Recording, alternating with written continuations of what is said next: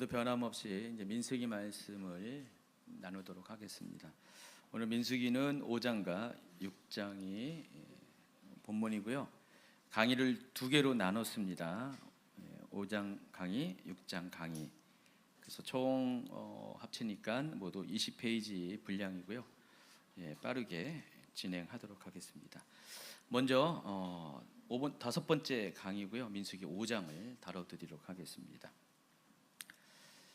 제가 이제 강의할 때마다 이제 앞에 이야기들을 조금씩 하고 있습니다. 하는 이유가 여러분이 좀 길을 좀 찾아야 되기 때문에 오늘 다루는 본문만 얘기하면은 어느 부분을 하고 있는지를 또 길을 잃어버릴 수가 있어서 앞에 것들을 조금씩 더 반복적으로 다룹니다. 근데 시간이 갈수록 양이 줄어들 수밖에 없고요. 자, 이스라엘 민족이 이집트에서 나온 지 정확히 3개월째 되는 바로 그날에 시내 광야에 도착을 합니다. 그때가 BC 1446년 3월 15일이라고 됐습니다. 물론 종교력으로 따지는 날짜고요. 이때가 지금 한 요한때쯤 될 것 같아요. 6월 정도. 이때 이들이 시내 광야에 이르게 되었습니다. 여러분 생각해 보세요. 6월 정도에 광야에 이뤘다. 날씨가 참 좋겠죠? 상당히 더운 날씨였을 것 같아요. 봄에 출발해가지고 이제 여름이 이제 들어가는 어느덧 여름이 이제 진행되는 그 시기에 시내 광야에 도착했습니다. 얼마나 이제 해가 뜨겁겠습니까? 피할 곳도 없는 그 광야에서 여러분 텐트 치고 사는 겁니다. 요즘과 같이 장비가 아주 탁월한 텐트도 아니고요. 그냥 복사열을 그대로 받을 수밖에 없는 텐트. 어떻게 보면은 또 뭐 그냥 천도 아니고 뭐 그냥 얼기설기 나뭇가지로 지은 텐트일 수도 있고요. 그런 텐트에 그 엄청난 인원들이 모여서 살고 있습니다. 만약에 거기 나무 그늘이라도 몇 개 있으면 난리가 날 것 같아요. 서로 그 나무 그늘 차지하느라고 소수도 그 나무 그늘 차지하지 못할 정도로 광야는 완전히 그냥 철저하게 햇볕에 노출된 그런 장소입니다.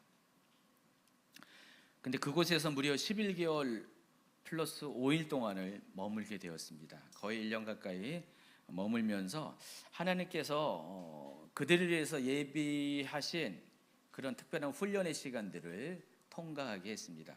그래서 이제 결과적으로 그들이 통과한 그런 내용들을 보니까 먼저는 하나님과 언약을 맺고요. 또 십계명과 율법을 수여받고 또 성막을 건립하고 하나님께서 제사제도와 절기제도를 가르쳐 주셨고요. 그리고 나서 이제 민수기로 들어오면서 인구조사를 실시합니다. 근데 민수기에서 한 인구조사 10장까지의 내용은 실제로는 출애굽기 후반부의 내용과 겹치는 겁니다. 그러니까 출애굽기의 이 뒷부분의 내용과 민수기 10장까지의 내용이 서로 중첩되어 있는 그 시기적으로 중첩되어 있다는 사실을 아시기 바랍니다. 제가 옛날에 연대기 강의 이제 자료를 보니까 그래서 1장부터 10장 초반까지 강의 기록이 없어요. 제가 연대기 강의 할 때 그 강의를 안 했어요. 왜냐하면 연대기 강의는 그냥 순서적으로 시간 순서적으로 진행된 성경의 사건을 본문 삼아 가지고 강의를 했기 때문에 이미 출애굽기에서 이미 다뤘던 내용이라서 안 다뤘던 것 같아요. 근데 실질적으로 제가 지금 민수기를 하다 보니까 너무나 중요한 내용들이 참 많이 있는 것 같습니다. 그래서 그때는 지금 안 다뤘던 내용들을 지금 하고 있어요. 이렇게 알고 계시기 바랍니다. 어쨌든 하나님께서 이와 같은 과정들을 통과하게 하신 이유가 아주 명확한 목적과 목표를 가지고 이스라엘 민족들을 가나안 땅에 들어가기 합당한 준비된 사람들로 훈련시키기 위해서 이 시간들을 허락하신 것입니다. 여러분 가나안 땅이 이게 만만한 곳이 아닙니다. 여러분 가나안 땅을 그냥 어떤 분들은 그냥 지상 낙원처럼 생각하시는 분이 많이 있는데 아닙니다. 가면은 고생 바가지예요. 고생 바가지. 일단은 진입하기가 어렵죠. 거기에 아주 강력한 7 족속들이 거길 터잡고 있고요. 그리고 그들은 굉장히 그들 중에는 일부는 또 거인족도 있었습니다. 성경에 보면 이제 거인족들의 흔적이 남아 있죠. 근데 가나안 땅에 거인족들이 상대적으로 좀 더 많이 포진되고 있었던 것 같습니다. 굉장히 어려운 그런 대적들을 통과해야지만 그 땅에 진입할 수가 있었습니다. 그리고 또 거기는 뭐가 문제였냐면은 좀 이따 다루겠지만은 영적으로 상당히 타락한 그런 곳이었습니다. 하나님께서 아브라함에게 장차 내 후손이 이집트 땅에서 거기서 이제 종살이하다가 4대 만에 이 약속의 땅으로 다시 돌아오게 될 것이다라고 이제 일방적인 약속을 하셨는데 그때 하신 끝부분에 하신 말씀이 있어요. 여러분 기억하실지 모르지만은 옛날 개역 한글 번역에서는 아직 그들의 죄가 관영하지 않았기 때문이다 이런 표현을 하고 있습니다. 이 관영하다라는 표현이 마치 여기 물결이 있으면은 여기 꽉 아구까지 죄가 찼다라는 그런 뜻입니다.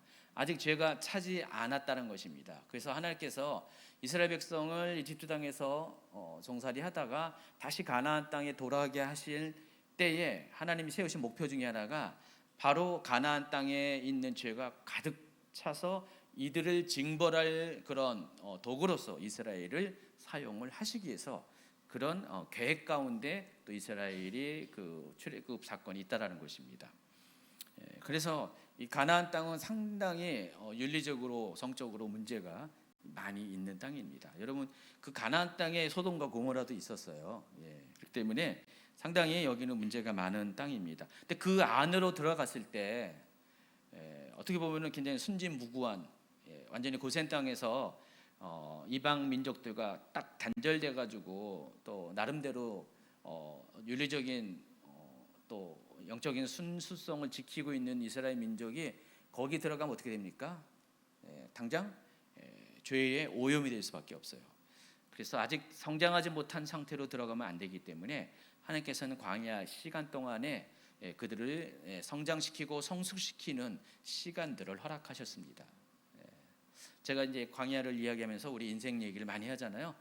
하나님께서 우리 인생 가운데 우리가 원하는 하나님이 주신 비전들을 곧바로 성취하게 못하신 이유도 바로 여기 있다고 말씀드렸습니다.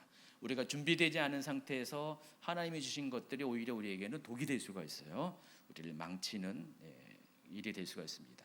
어떤 분들에게는 하나님이 정말 재물 얻을 능을 주셨지만은 아직은 그 능력이 펼쳐지지 않는 이유는 그 능력을 미리 줬다가는 그 축복을 미리 줬다가는 그 재정 때문에 인생을 망칠 수가 있어요. 믿음도 망칠 수가 있기 때문에 자 모든 것들이 다 때가 있습니다. 하나님의 때가 있고요. 그것이 그 카이로스의 때가 우리의 일생 가운데 크로노스의 시간과 딱 맞아지는 그 순간이 하나님이 역사하는 시간이고 그때야말로 하나님께서 우리를 향한 세우신 계획들이 성취된 시간입니다.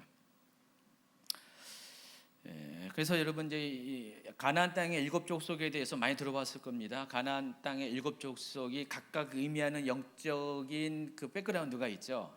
그거는 다 지금 얘기를 못 하겠지만은 여러분 다 아시는 내용입니다. 그게 우리 실은 성도들 안에 있는 내면 안에 있는 영적인 상태를 의미합니다. 우리 안에 있는 내면에 있는 상태가 가나안 땅에 있는 부족들의 이름과 또 매치가 된다라는 것입니다. 자, 이와 같은 까닭으로 인해 하나님께서는 이스라엘 민족을 가나안 땅에 곧바로 들어가지 않게 하셨고 1년의 준비 과정들을 통과하고 성장한 자가 되었을 때, 성숙한 자가 되었을 때, 그 땅에 들어갈 준비가 되었을 때 비로소 진입하게 하신다는 것입니다. 그래서 하나님과 언약을 체결하고 십계명과 율법을 수여하고 성막을 건립하고 제사 제도와 절기 제도를 전수한 내용은 출애굽기에서 다뤘고요. 민수기에서는 인구조사를 실시한 것부터 시작이 됩니다. 그래서 지난 시간까지 우리가 1장부터 4장까지 인구조사에 관한 이야기를 쭉 다루었고요. 또 특히 지난주에는 이스라엘 민족이 이제 행군을 해야 되잖아요. 이제 가나안 땅으로 들어갈 때 하나님께서 어떻게 진을 구성하고 어떻게 대열을 구성하면서 이동할 수 있는가, 그 부분까지 다루어 드렸습니다.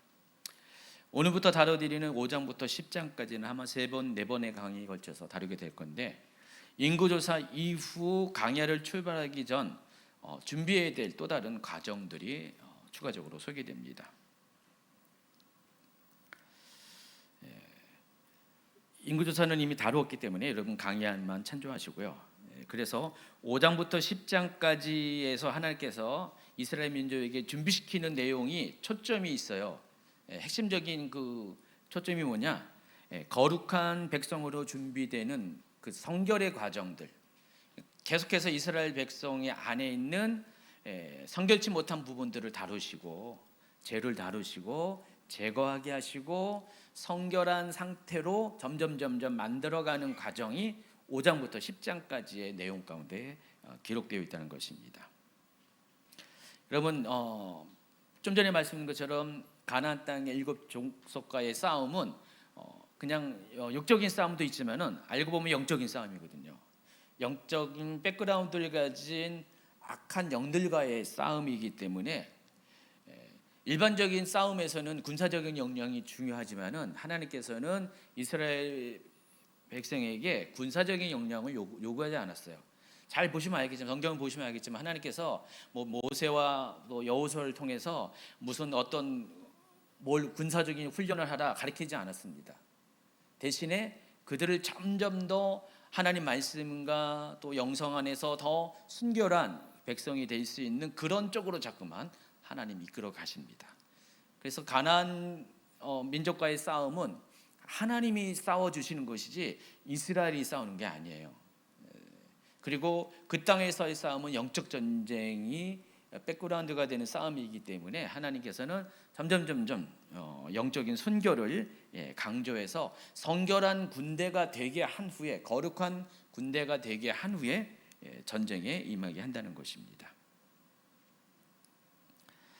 그래서 5장부터 10장 10절까지는 다음과 같은 내용들이 기록되어 있습니다. 첫 번째는 부정으로부터의 성별, 오늘 다뤄드릴 거고요. 두 번째는 나실인 규정이 있고요. 세 번째는 제사장의 축복문, 여기까지 오늘 다뤄드릴 것입니다. 그리고 7장이면은 12지파 족장이 드린 예물에 대해서 소개하고 있고요. 또 8장에는 레위인의 성결과 직무에 대해서, 9장에서는 광야에서 첫 유월절을 준수한 내용과 구름으로 인도하시는 하나님에 대해 소개하고, 그리고 이제 10장 초반부는 이제 신혼나팔에 대해서 소개를 합니다.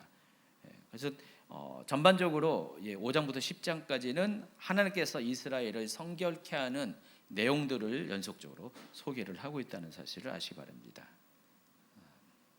자, 5장으로 이제 들어가겠습니다. 이제 본격적으로. 여러분 레위기를 보시면은요, 11장부터 15장까지 어떤 내용이 있냐면은 정결법에 관한 이야기가 쭉 기록이 되어 있어요. 11장에는 이스라엘 백성들이 하나님의 백성들로서 먹지 말아야 될 것들을 규정하는, 여러분 잘 알고 있는 그 코셔법이 등장합니다. 먹는 음식과 관련돼서 정한 것과 부정한 것들에 대해서 가르쳐 줍니다. 그게 11장에 나와 있죠. 그래서 부정한 짐승을 먹지 말 것을 명령하셨고요. 또 12장, 13장, 14, 15장까지는 나병 환자, 유출병자, 그리고 죽은 사체와 접촉하지 말 것을 율법으로 정해서 명령하는 장면이 쭉 나옵니다. 그래서 11장부터 15장까지, 레위기 11장, 15장까지를 정결법이라고 이렇게 한 소그룹으로 나누어서 분류를 하고 있습니다. 제가 이제 레위기는 연대기 성경에서만 다뤄드렸지, 이제 큐티와 함께하는 성경 강의는 안 다뤄드렸는데 아마 이제 곧 다뤄드릴 겁니다. 다뤄드릴 것인데 여러분이 좀 이렇게 준비될 때 다뤄드리려고 이제 좀 뒤로 밀어놨어요. 받아들일 수 있는 때가 될 때 아마 내후년 정도면 가능할 것 같아요. 왜냐하면 스토리가 이렇게 있는 게 아니라 다 율법 조항들이기 때문에 굉장히 여러분이 좀 이렇게 휴티하기가 어려울 것 같아가지고 좀 지난 다음에 다뤄드릴 것입니다. 근데 레위기가 상당히 중요한 내용을 다루고 있어요. 우리가 지금 창세기, 출애굽기, 그리고 레위기 민수기 이렇게 순서대로 가는데 레위기를 건너뛴 거예요. 지금 건너뛰고 이제 민수기로 상 넘어왔어요. 근데 레위기는 이제 곧 1, 2년 후에 다뤄드릴 겁니다. 그래서 그 레위기 11장부터 15장까지에는 그렇게 정결법이 쭉 연속적으로 기록이 되어 있습니다. 이미 그와 같은 전제를 가지고 우리가 이제 민수기를 다뤄야 돼요. 그러니까 레위기에서 이미 얘기한 거예요. 그래서 민수기가 레위기보다 다음 시간대의 이야기이기 때문에 하나님께서는 이미 레위기를 통해서 정결법에 대해서 가르쳐 주셨어요. 그러면서 민수기로 넘어오면서 그 레위기 때 다뤄드린 그 정결법을 다시 한번 확인하는 작업이 5장에 나온다는 것입니다. 이해하시겠어요? 예. 그래서 5장에서는 이제 출발하기 앞서서 다시 한번 그 거룩하지 못한 것들을 이스라엘 공동체 안에서 제외시키는 명령을 내리십니다.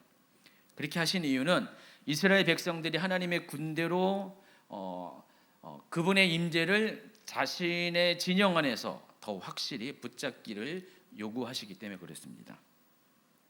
민수기 5장 1절부터 4절까지 읽어주세요. 여호와께서 모세에게 말씀하여 이르시되 이스라엘 자손에게 명령하여 모든 나병한 자와 유출증이 있는 자와 죽음으로 부정하게 된 자를 다 진영 밖으로 내보내되 남녀를 막론하고 다 진영 밖으로 내보내어 그들이 진영을 더럽히게 하지 말라. 내가 그 진영 가운데 거하느니라 하시매 이스라엘 자손이 그같이 행하여 그들을 진영 밖으로 내보냈으니 곧 여호와께서 모세에게 이르신 대로 이스라엘 자손이 행하였더라. 레위기 12장, 13장, 14장, 14장에 15장까지 있는 세 종류의 사람들. 첫 번째 나병한 자, 두 번째 유출병자. 유출병도 여러 가지 종류가 있는데, 그리고 또 시체를 건드린 사람.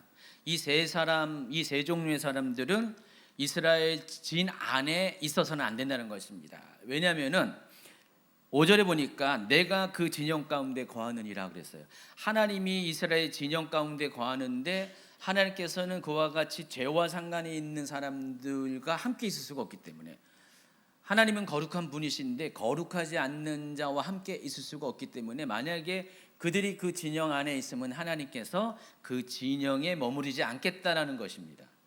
그래서 둘 중에 하나 택하는 거예요. 하나님의 임재를 떠나보내느냐 아니면 죄를 제거하느냐. 여러분 어떡합니까? 여러분 개인의 삶에도 하나님의 임재가 여러분 가운데 있어야 되는데 하나님의 임재가 없으면 여러분 아무것도 할 수 없잖아요. 그렇죠? 여러분 믿기 전에는 뭐 여러분 스스로 내가 잘나서 다 했는데, 여러분 정말 이렇게 제대로 신앙 가지면은 나는 하나님이 아니고서는 아무것도 할 수 없다는 고백들을 하잖아요. 그게 하나님의 임재가 여러분 가운데 있기 때문에 그래요. 그게 제대로 된 신앙인의 고백입니다. 근데 만약에 하나님이 여러분에게 똑같이 지금 질문하는 거예요. 그냥 내가 너희 안에 있기를 원하느냐? 그러려면은 너희들 안에 있는 죄가 없어야 되는데, 죄를 버릴 거냐 아니면은 내가 떠나갈 거냐? 하여튼 어떻게 돼요? 당연히 죄를 제거해야 되죠. 근데 이스라엘 민족의 큰 문제가 다 사람들이에요. 자기 가족들이 해당하고, 거기 나병 환자도 딴 사람이 아니라 자기 가족 중에 나병 환자도 있을 것이고, 유출병자도, 시체를 건든 사람도 다 자기 가족들이에요. 근데 그들을 지금 제거하라는 것입니다. 근데 여기서 제거하라는 것은 죽이라는 게 아니라, 진이 있잖아요. 이스라엘은 이제 지난주 진을 짰잖아요. 가운데 성막을 중심으로 해서 레위 지파, 그리고 세 개의 지파의 그룹들로 된 그런 동서남북 진들이 있습니다. 그 진 바깥으로 그들을 내보라는 것입니다. 그러니까 이스라엘 군대의 울타리 밖으로 그들을 내보내라는 것입니다. 만약에 성으로 따지면은 성이 있다. 그러면은 성 밖에 이들은 거하게 하라는 겁니다. 동네 밖으로 따로 같이 못 살게 하라는 것입니다.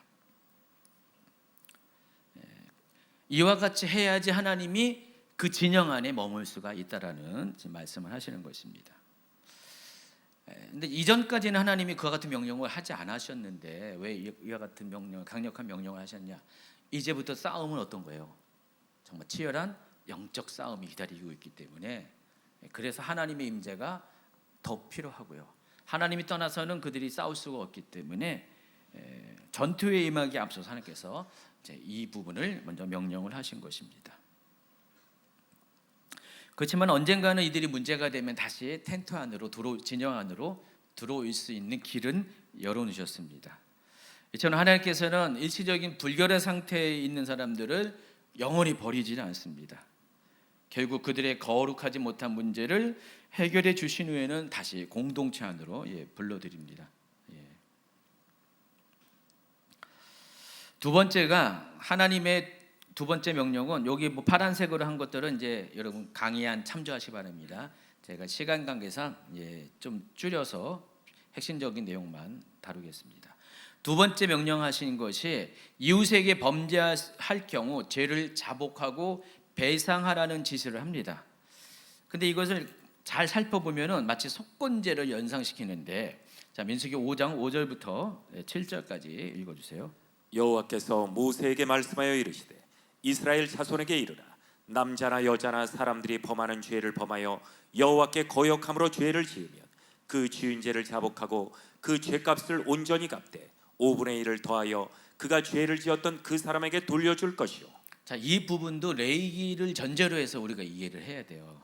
그러니까 레위기 6장에 보면은요, 이 부분에 대한 그런 율법을 이미 공포하셨어요. 레위기 6장 2절부터 5절까지 또 읽어주세요. 누구든지 여호와께 신실하지 못하여 범죄하되 곧 이웃이 맡긴 물건이나 전당물을 속이거나 도둑질하거나 착취하고도 사실을 부인하거나 남의 잃은 물건을 줍고도 사실을 부인하여 거짓 맹세하는 등 사람이 이 모든 일 중에 하나라도 행하여 범죄하면 이는 죄를 범하였고 죄가 있는 자니 그 훔친 것이나 착취한 것이나 맡은 것이나 잃은 물건을 주운 것이나 그 거짓 맹세한 모든 물건을 돌려보내되 곧 그 본래 물건의 5분의 1을 더하여 돌려보낼 것이니 그 죄가 드러나는 날에 그 임자에게 줄 것이요.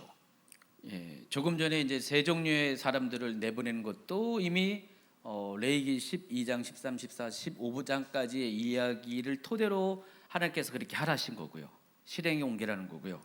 지금도 레위기 6장에 이미 율법 조항으로 공포하신 내용을 근거로 하나님께서는 백성들 가운데 그 서로 간에 죄가 있으면은 이 부분에 대해서 자복하고 만약에 손해를 끼친 것이 있다면은 그 값을 갚고 플러스 5분의 1의 이자를 더해서 줄 것을 명령하고 있습니다.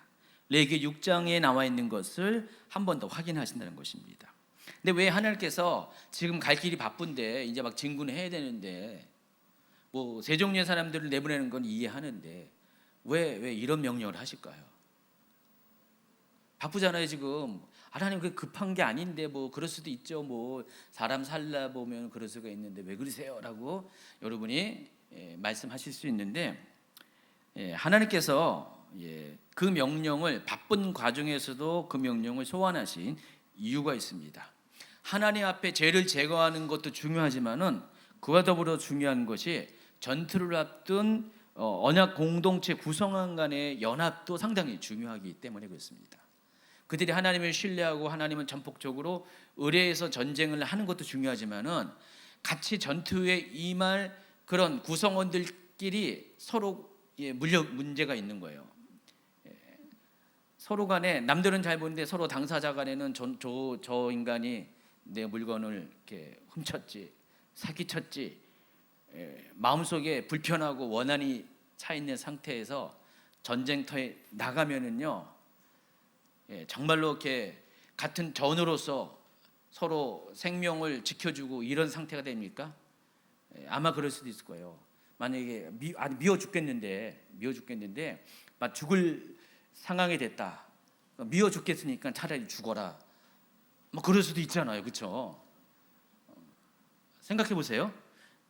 그러다 보니까 이게 결국은 어떻게 해요? 지금 똘똘 뭉쳐서 싸워야 되는데 영적 전쟁은 똘똘 뭉쳐서 싸워야 되잖아요. 마귀와의 싸움은 똘똘 뭉쳐서 싸워야 되는데 그런 틈바구니 하나가 마치 뚝을 무너뜨리는 연합의 뚝을 무너뜨리는 그런 원인이 될 수 있기 때문에 그래서 전투에 앞서서 이 문제를 먼저 거론하신 것입니다. 이해하시겠어요? 이제 다음 주에 튀르키예 우리 선교팀이 나가는데 혹시라도요 서로 이렇게 마음에 찜찜한 것 상대방과 찜찜한 문제가 있는 분들은요, 떠나기 전에 해결하고 가세요. 혹시라도 있으면 거기 가서 싸우면 어떻게? 호텔 가가지고 막 거기 현장에서 사람들 이렇게 하다가 거기서 막 싸우면 안 되죠, 그렇죠? 지금 싸우더라도 여기서 확실하게 싸워가지고 끝을 매듭 짓고 내가 잘못했어, 그래, 미안해 하면서 완전히 그냥 이게 다 해결하고 가세요. 제가 예전에 이렇게 우리 교회 초반에 선교 갈 때 보면은 그런 일이 가끔씩 일어났어요. 가끔씩 이렇게 선교지 현장 가서 가끔씩 투닥투닥 거리더라고요. 같은 방 쓰다가 또 이렇게 삐지고 그러고 그런 분들이 아주 가끔씩 생겨났어요. 근데 요즘은 거의 그런 일이 없는데 이미 성숙해지고 다 그랬는데 옛날에는 그런 일이 종종 있었습니다. 그와 같은 것입니다. 전쟁에 임하기 전에 이제 서로 간에 있는 어떤 죄의 문제들을 고백하고 자백하고 만약에 잘못한 것이 있으면 보상까지 하라는 것입니다. 보통 이제 속건제를 드릴 때 5분의 1의 보상 제도가 있거든요. 지금 그 얘기를 하고 있습니다. 여러분, 속건제는 자기 잘못으로 지은 죄잖아요. 속죄죄와 비교해서 속죄죄는 결과적으로는 죄는 죄인데 자기가 어쩔 수 없이 부지불식간에 지은 죄를 짓고 싶지 않은데 그냥 그렇게 자기도 모르게 또 연약해서 지은 죄에 대한 속죄를 위해서 속죄죄를 드리잖아요. 근데 속건죄는 알면서 지은 죄예요. 이럴 경우는 항상 보상에 따릅니다. 5분의 1의 보상인데 지금 여기에 해당하는 거예요, 지금. 그리고 이어서 공동체 구성원 간의 중재자로서 제사장의 역할을 소개합니다. 8절부터 10절까지. 만일 죄값을 받을 만한 친척이 없으면 그 죄값을 여호와께 드려 제사장에게로 돌릴 것이니 이는 그를 위하여 속죄할 속죄 순양과 함께 돌릴 것이니라. 이스라엘 자손이 거제로 제사장에게 가져오는 모든 성물은 그의 것이 될 것이라. 각 사람이 구별한 물건은 그의 것이 되나니 누구든지 제사장에게 주는 것은 그의 것이 되느니라. 이 부분을 이해하기 위해서도 마찬가지로 레위기 6장을 참고해야 돼요. 그러니까 지금 민수기에 나와 있는 요 내용들은요, 다 레위기의 내용들을 알고 있는 전제로 해서 지금 다시 확인하는 거거든요. 그러니까 요 내용만 보면은 설명이 좀 부족해요. 민수기 내용만 보면 이게 뭔 얘기하는 것인지 하고 여러분이 이렇게 헷갈릴 수가 있어요.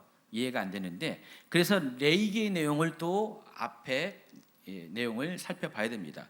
레위기 6장 6절 7절.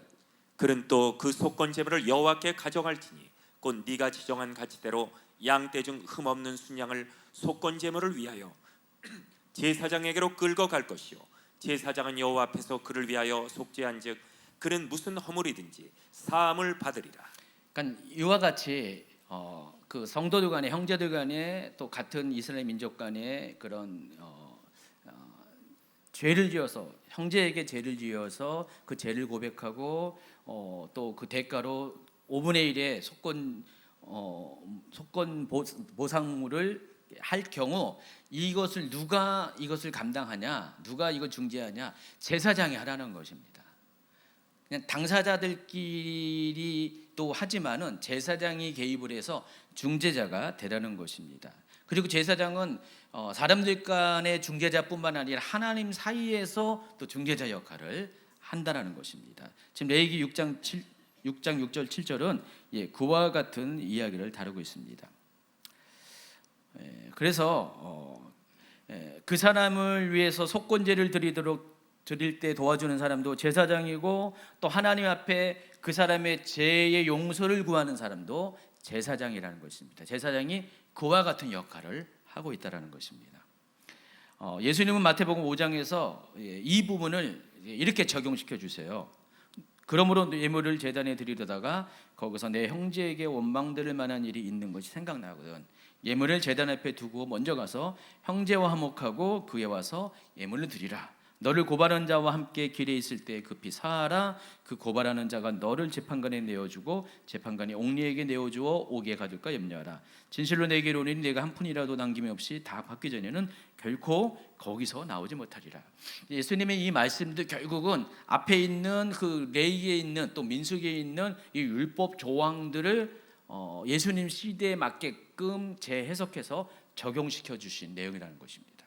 여러분 지금 마태복음 5장 21절부터 내용이 예수님께서 6가지인가? 6가지의 그 구약에 나와 있는 율법 조항들을 그 시대에 맞게끔 재해석해 주시는 그 장면 중에 한 부분이에요. 생각나십니까? 예, 생각 안 나세요? 예, 생각나셔야 되는데. 예, 그래서 지금 이 부분은 구약 성경에 대한 적용 부분을 다루고 있습니다. 근데 그 내용이 그 해당하는 구약 성경의 본문이 뭐냐? 바로 방금 읽어드린 이 부분이라는 것입니다. 그래서 일상생활에서도 이웃 간의 재해 문제 해결에 위해서는 먼저 상대방 간의 용서와 화해가 필요하고, 그걸로 끝나는 것이 아니라 그 다음으로 하나님 앞에 나와서 그 문제를 맺음을 해야 된다는 것입니다. 만약에 이것들을 그대로 묻어두고 행하지 않으면은요, 이 일을 빌미로 파고드는 악한 영의 시험에 빠질 수가 있어요.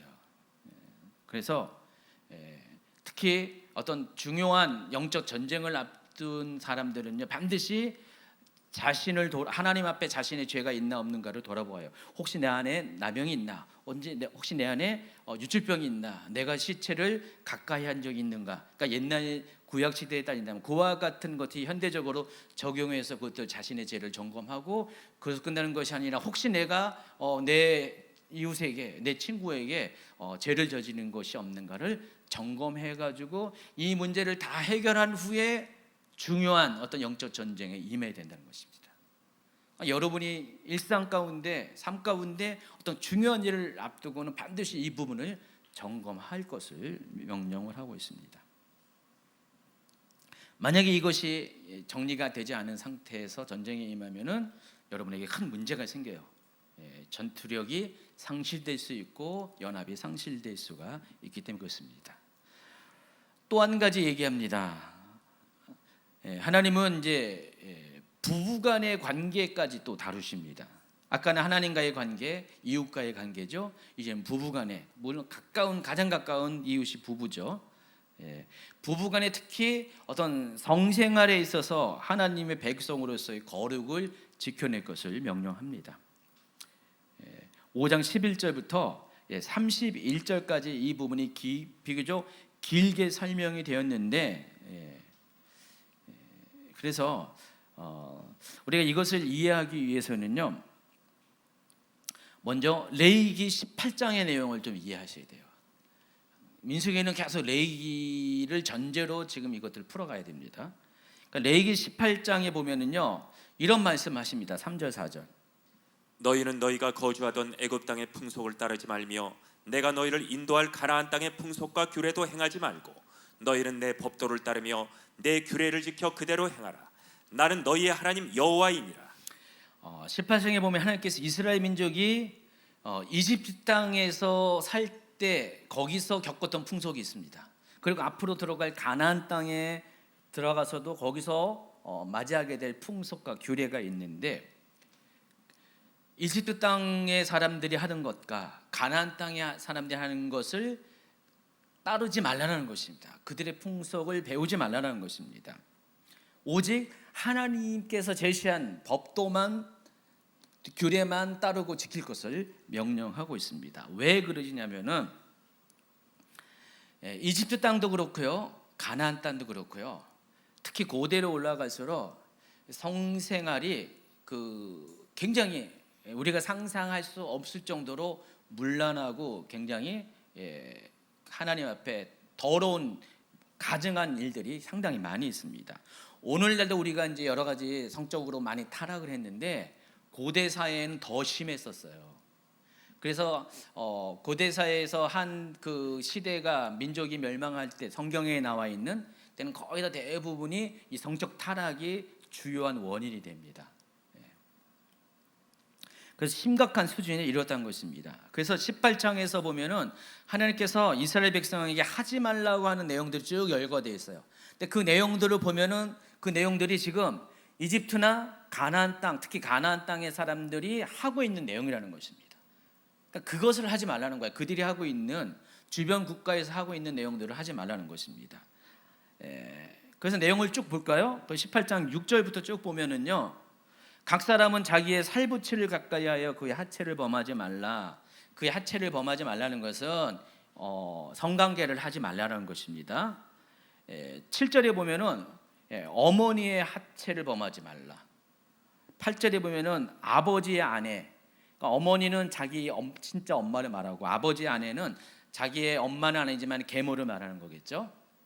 또 9절에는 자매, 10절에는 손녀나 외손녀, 또 11절에는 누이, 12절에는 고모, 13절에는 이모, 14절에는 숙모, 15절에는 며느리, 16절에는 형제의 아내, 그리고 17절에는 딸과 한 여인과 그 여의 딸을 동시에 범하는 것, 또 그 여인의 손녀와 외손녀를 또 동시에 한 남자가 범하는 것, 이런 것들을 하지 말라는 것입니다. 또 18절에는 아내의 자매니까 처제죠. 처형, 처제. 다 뭐예요? 자기를 둘러싼 가족들, 다 가족들이잖아요. 가족들의 또 가족이잖아요. 그러니까 우리가 생각하는 이 모든 종류의 근친상간을 말하는 것입니다. 이것을 하지 말라는 거예요. 여러분은 뭐 당연한 거 아니에요, 목사님? 그러는데 이때 당시에는 이게 당연한 거로 했었어요. 이때 당시에 그 가나안 족속이나 이집트에는 이런 것들이 일반화됐다는 것입니다. 그렇지만은 하나님의 백성들, 거룩한 백성들은 그와 같은 일을 해서는 안 된다는 것입니다. 이것 전부 다 하나님 앞에 악행이라는 것입니다. 18절, 19절에는 생리 중에 있는 여인과의 관계, 또 20절에는 이웃의 아내와의 관계, 22절에는 동성 간의 관계, 23절에는 짐승과의 관계, 수간. 18장에는 이런 거 쭉 열거되고 있어요. 성경이 이렇게 다 명확하게 나와 있는데 요즘 뭐 이렇게 동성애 운동하는 사람들은 그냥 이런 것들 다 애써 그냥 따르게 표현하고 부정하려고 애를 쓰는데, 퀴어 신학하는 사람들은 이렇게 하는데 그냥 문자 그대로 이렇게 나와 있는 거 그냥 받아들이면 되는데 하지 말라는 거 투성이에요. 근데 이게 당시의 이방 족속들에게는 이게 일반화된 풍속이라는 것입니다. 그래서 18장 24절 25절 레위기, 너희는 이 모든 일로 스스로 더럽히지 말라. 내가 너희 앞에서 쫓아내는 족속들이 이 모든 일로 말미암아 더러워졌고 그 땅도 더러워졌으므로 내가 그 악으로 말미암아 벌하고 그 땅도 스스로 그 주민을 토하여 내느니라. 바로 방금 얘기한 것처럼 이와 같은 일들로 인해서 그 땅이 더러워졌고 사람들도 더러워졌기 때문에 하나님께서 그들을 쫓아냈다라는 것입니다.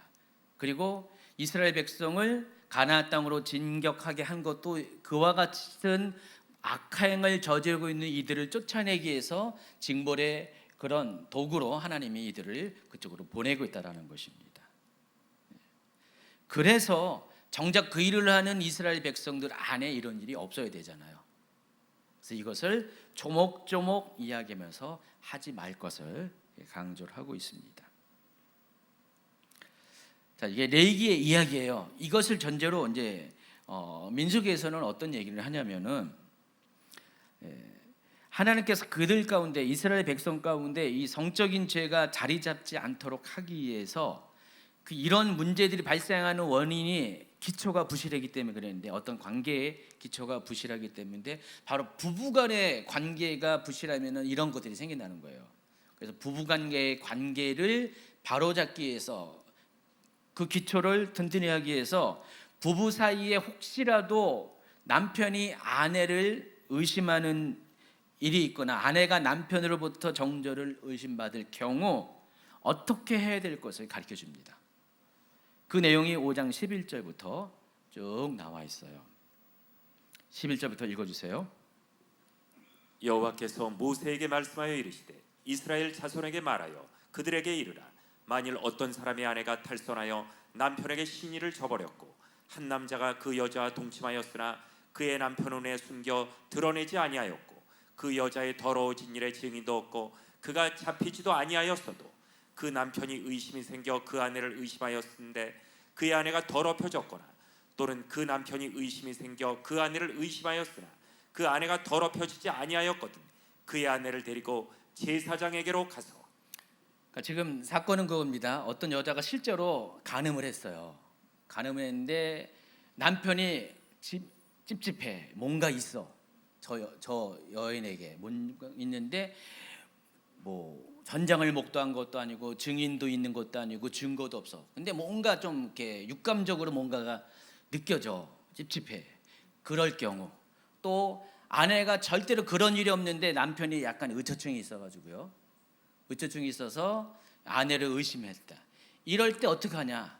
만약에 이것을 그대로 놔두면은 아까 그 이웃 간의 어떤 죄의 문제를 그대로 남겨놓았을 때 문제가 생기듯이 이런 상태로 부부가 계속해서 어떻게 서로 의심을 하고 의심을 받게 되면 어떻게 됩니까? 부부 관계가 온전합니까? 절대로 온전할 수가 없죠. 계속 다툼이 있을 것이고 그 와중에 어떻게 해요? 특히 남편 같은 경우는 딴 눈을 팔 수밖에 없어요. 아내랑 어떤 관계가 이게 안정이 되지 않, 평안하지 못하면은 바깥에 돌 수밖에 없습니다. 그래서 이것을 방치해서는 가정이 무너질 수밖에 없기 때문에 하나님께서 또 가정이 무너지면 그와 같은 아까 열고한 레기 18장에 있는 문제들이 막 생기니까 하나님께서 이것을 해결할 수 있는 방법을 구체적으로 아주 친절하게 제시를 하고 있습니다.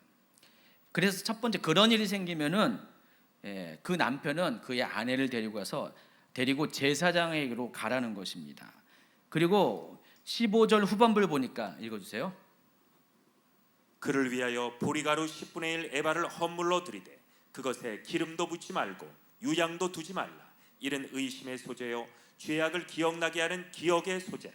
제사장에게 데려간 다음에 보리가루 10분의 1 에바 약 2.2리터 정도 되는 것을 하나님 앞에 소제 헌물로 드립니다. 여러분 소제라는 것은 제사 드리는 목적에 따라서 분류할 때 5번째에 해당하는 그런 제사법입니다. 먼저 번제, 속제제, 속건제, 화목제, 소제잖아요. 근데 이 앞에 4가지 번제부터 화목제는 다 동물을 하나님께 드리고 피를 들여서 드리는 제사인데 요 소제는 곡물로만 드리는 피 없는 제사예요. 그래서 이 소제는 속죄와는 상관없어요. 번제부터 화목제까지는 죄에 대한 속죄를 위해서 드리는 제사인데 이 소제는 속죄를 목적으로 하는 게 아닙니다. 피 없이 드리는 제사이기 때문에. 그래서 보통 이 소제를 가리켜서 기념제라고 많이 표현해요. 하나님과 나 사이에 어떤 약속이나 뭐 어떤 것을 기억하기 위해서 또 감사를 표현하기 위해서 또 헌신을 다짐하기 위해서 그런 목적으로 드리는 게 소제입니다. 그래서 소제를 드릴 때는요 고운 가루들을 주로 드립니다. 고운 가루를 갈아서 그러니까 완전히 자기가 그와 같이 부셔져서 헌신된 모습으로 하나님께 드려진다는 상징적인 의미가 있습니다. 그게 원래 소제예요. 그런데 민수기 5장 방금 읽어드린 이 15절 후반부에는 보리가루 10분의 1 에바, 물론 당연히 고운 가루겠죠. 이것을 헌물로 드리는데 이 보리가루 10분의 1 에바가 바로 소제라는 것입니다. 곡물로 드리니까 소제인데 그 이름을 붙여서 의심의 소제, 기억의 소제라고 불렀습니다. 그래서 일반적인 소제 재료는 비슷한데 일반적인 소제의 목적으로 드리는 게 아니라 이와 같은 목적으로 드리는 소제라는 것입니다. 그래서 하나님 앞에 자신을 내놓고 의심받는 사건에 진위를 검사하게 하는 목적으로 드리는 소제, 이것을 보리가루 2.2리터로 드리는 의심의 소제, 기억의 소제라고 불렀다는 것입니다. 일단은 이제 소제가 준비됐죠. 제사장 앞으로 왔죠. 그러면은 이 제사장이 어떻게 하냐면은 그 의심받은 여인을 가까이 오라고 해가지고 하나님 제단 앞에 딱 서게 합니다. 당연히 이건 번제단이겠죠. 성소 안에 있는 향단은 아니죠. 번제단 앞에 딱 서게 합니다. 그리고 질그릇을 가져다가 토기를 가져다가 그 번제단 바로 앞에 성막 사이에 뭐가 있어요? 물두멍이 있죠. 제사장이 번제를 드린 다음에 성소에 들어가기 직전에 손을 닦는 곳, 물두멍이 있습니다. 큰 엄청나게 큰 대야에다가 물을 담아 넣는 거잖아요. 거기 있는 물두멍에 있는 물을 가지고 그 질그릇에 붓습니다. 이걸 거룩한 물이라고 불렀어요. 그리고 어떻게 하냐면 성소 안에 들어가서 바닥에 있는 먼지를 긁어 모읍니다. 먼지를 긁어 모아 가지고 그 먼지를 티끌을 그 물에 탑니다. 여러분, 성소 바닥은 이런 게 아니에요. 그냥 광야 지나다니면서 계속 지니까 다 흙 위에다가 성막을 짓는 거잖아요. 그 성막 안에 내부 공간도 벽과 천장은 성막의 모습인 바닥은 그냥 저기예요. 그냥 흙이에요.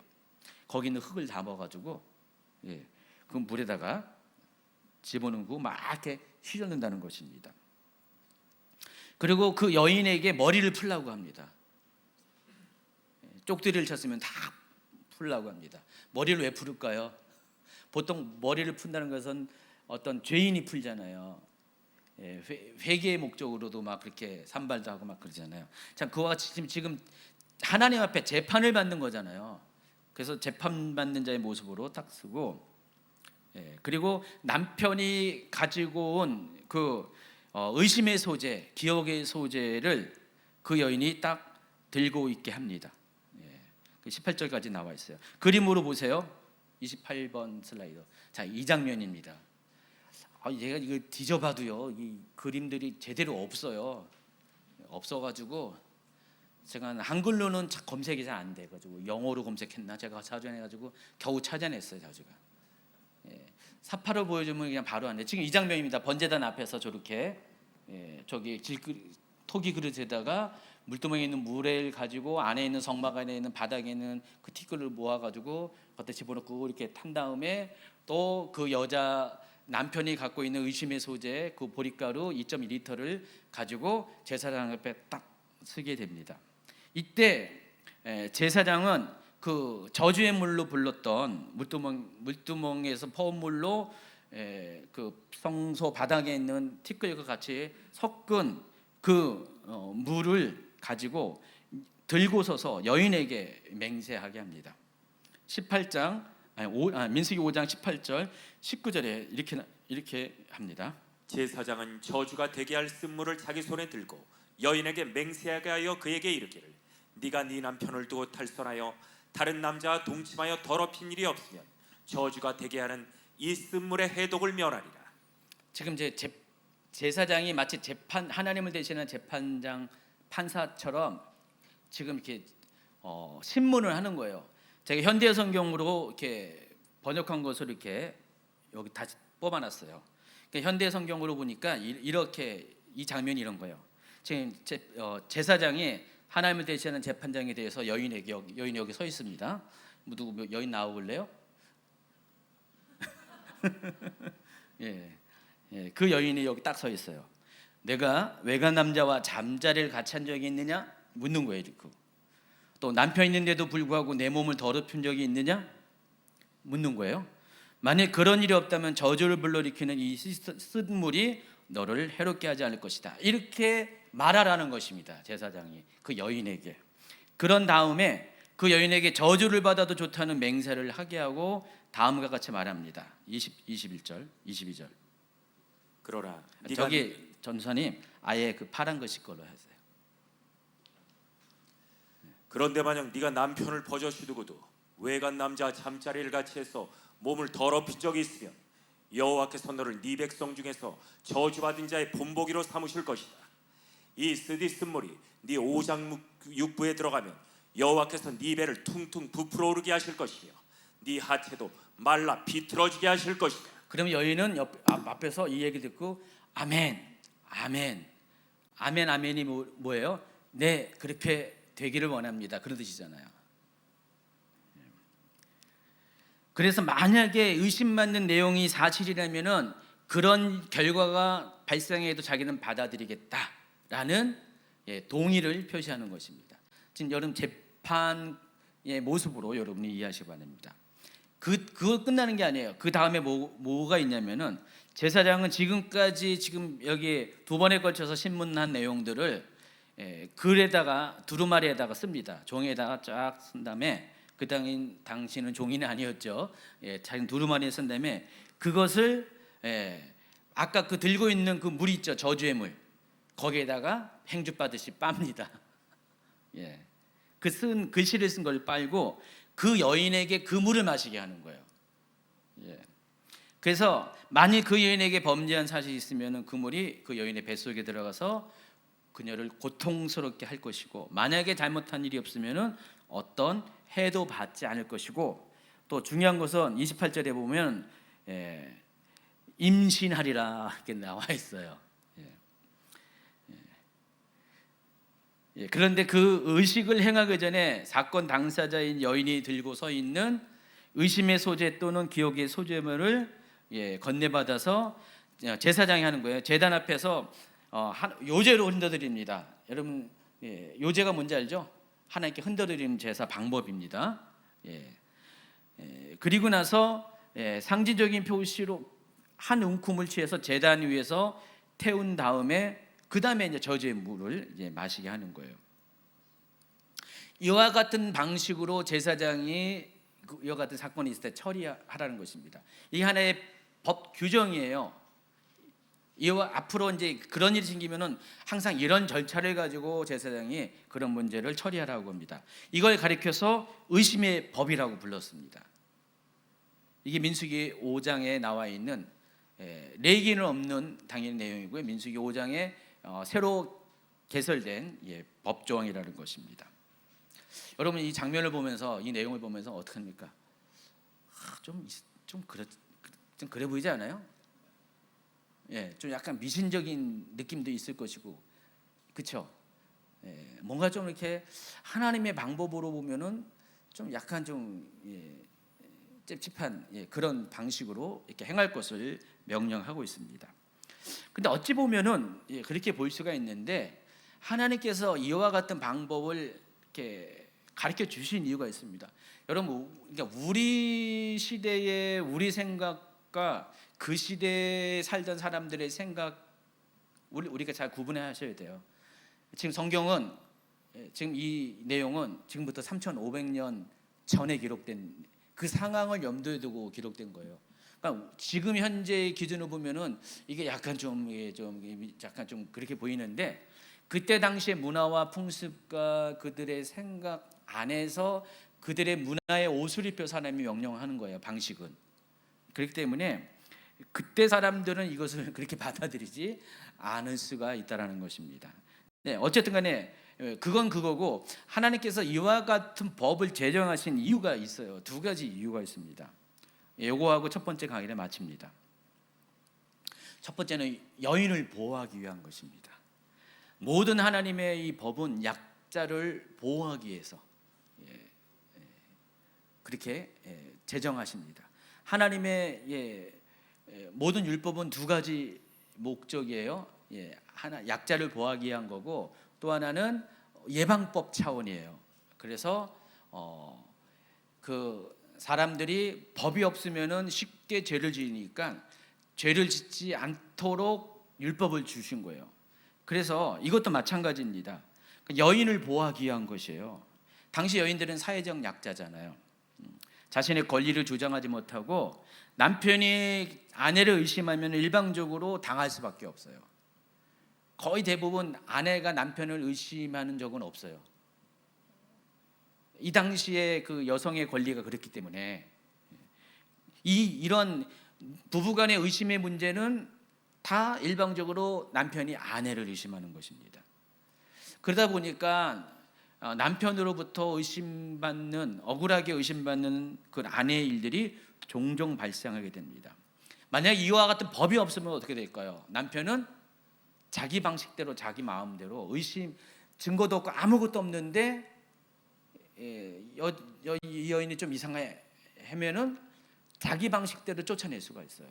자기 방식대로 뭔가 체벌을 가할 수가 있습니다. 그래도 이 여인은 할 말이 없는 거예요. 자기가 부정하지 않다라고 또 이렇게 항변할 수 있는 증거를 낼 수도 없고, 여러 가지로, 그러니까 모든 법이 여인에게는, 일반 사회에서는 여인에게는 다 그 손해, 여인의 약자가 될 수밖에 없는 상황이라는 것입니다. 그래서 하나님은 이와 같은 법을 통해서 이 법조항을 통해서 여인을 보호하는 것입니다. 그래서 만약에 여인에게 죄가 있다면은 의식대로 여인을 저주를 받을 것이고 떳떳하다면 이 의식을 통해서 여인은 자신의 정죄를 인정을 받게 된다는 것입니다. 인정을 받게 된다는 것입니다. 제가 생각해봤어요. 과연 이런 일이 있을까? 실제로 있을 수도 있고 없을 수도 있는데 제 생각이 그래요. 아까 그 제사장이 이런 이렇게 신문을 하면서 마지막으로 묻습니까? 동의하냐? 그럼 아멘 하라. 근데 그 단계에서 만약에 죄 있는 여인이면 어떡할까요? 여러분이 만약에 간음한 여인이었다. 그럼 어떡할까요? 아멘 할까요? 잠깐만요, 제사장님. 실은요, 제가요 좀 눈은 마주쳤어요. 실은요, 제가 손은 잡았어요 하면서 뭔가 이실직고를 하지 않을까요? 아멘까지 못할 것 같아요. 지금 이거는 하나님 앞에서 하는 거고, 특히 이제 자 이와 같은 일이 하나님의 엄중한 법이라고 한다면은 이 사람들은 이걸 믿었을 거예요. 여러분은 아마 안 믿을 거예요. 아마 요즘 사람들이 이런 법으로 가면은 안 믿을 거예요. 뭐 어차피 그런 일 없을 거야 하면서 나는 소화 기관이 튼튼해, 위장이 튼튼해, 뭘 먹어도 다 소화시킬 수 있어 뭐 하면서 그럴 거예요. 근데 이때 당시 사람들은 이것을 두려움으로 받아들였다는 것입니다. 그래서 이게 무서워가지고 설령 그런 일이 생긴 개연성이 있어도 그런 악행을 하지 않습니다. 여인들도. 근데 만약에 정말로 그렇다, 그럼 어떻게 해요? 이 여인은 아멘을 못할 것 같아요. 아마 여기까지 갈 확률은 거의 없을 것 같습니다. 어쨌든 이 법을 통해서 하나님은 그런 일이 생기지 않도록 미연에 그 울타리를 쳐주시는 거고요. 동시에 또 억울하게 의심받는 아내가 의심받지 아니하도록 그녀가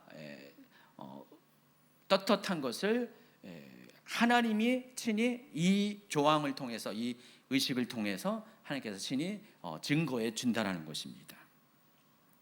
따라서 이 의심의 법은 미심적인 수준으로 이해할 것이 아니라 이 부부간의 신뢰를 회복시키고 특히 약자인 여인을 보호하기 위한 하나님의 뜻이 반영된 것이라고 여러분 이해하시기 바랍니다.